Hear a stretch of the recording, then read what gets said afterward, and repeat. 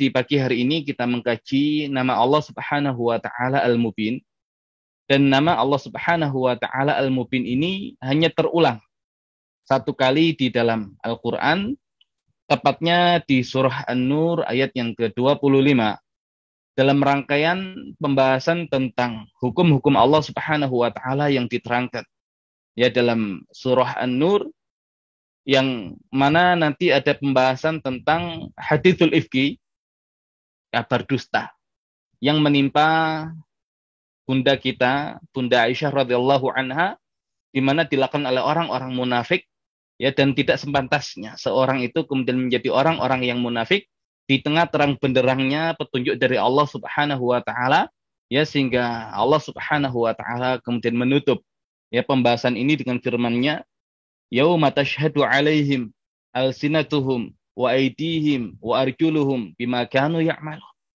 Pada hari ketika lidah, tangan, dan kaki mereka menjadi saksi atas mereka terhadap apa yang dahulu mereka kerjakan. Yauma idzi waffihimullahu dinahumul haq. Dan pada hari itu Allah Subhanahu wa taala menyempurnakan balasan yang sebenar-benarnya buat mereka. Wa ya'lamuna annallaha huwal haqqul mubin. Padahal mereka mengetahui sesungguhnya Allah Subhanahu wa taala adalah al-haq, yang maha benar, al-mubin, yang maha menerangkan. Jadi Allah Subhanahu wa taala justru memunculkan nama al-haq dan al-mubin yang menjadi sebuah rangkaian di mana pembahasan tentang Allah al-haq sudah kita bahas di sesi yang sebelumnya, dan di sesi ini kita membahas sambungan dari al-haq yaitu al-mubin. Karena setiap yang berasal dari Allah Subhanahu wa taala adalah kebenaran, dan yang bertentangan dengan apa yang bersumber dari Allah adalah kebatilan. Dan yang berasal dari Allah Subhanahu wa taala adalah sesuatu yang terang benderang ya, karena Allah Subhanahu wa taala yang maha menerangkan.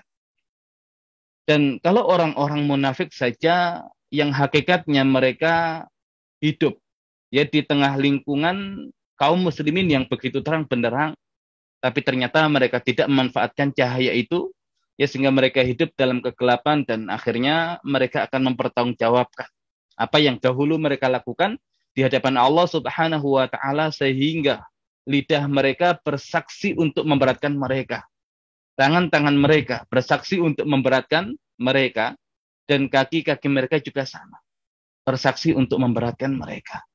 Dan di hari kiamat nanti Allah Subhanahu wa taala sempurnakan bagi mereka hukuman yang sebenar-benarnya. Dan inilah menjadi sebuah pelajaran bagi kita ya, betapa terangnya jalan kehidupan yang dilalui oleh manusia ini. Ada alam dunia, ada alam kubur, dan ada alam akhirat. Di alam dunia ini kita semua sedang diuji oleh Allah Subhanahu wa taala, siapakah di antara kita yang paling baik amalnya. Ya, karena untuk dunia adalah darul ibtila, adalah negeri ujian. Ya, sehingga ketika dunia ini adalah negeri ujian, maka akan ada waktu di mana catatan-catatan amal dari setiap manusia akan dibagikan oleh Allah Subhanahu wa taala, dan seterang itu gambaran hidup kita. Ya, sehingga Allah Subhanahu wa taala Al-Mubin menerangkan setiap apa yang kemudian dibutuhkan oleh manusia, karena Allah Subhanahu wa taala adalah Rabb-nya manusia. Allah Subhanahu wa taala adalah Khaliq-nya manusia, dan Allah Subhanahu wa taala ingin yang terbaik bagi manusia, dan Allah terangkan ya dengan seterang-terangnya bagi manusia jalan kehidupannya.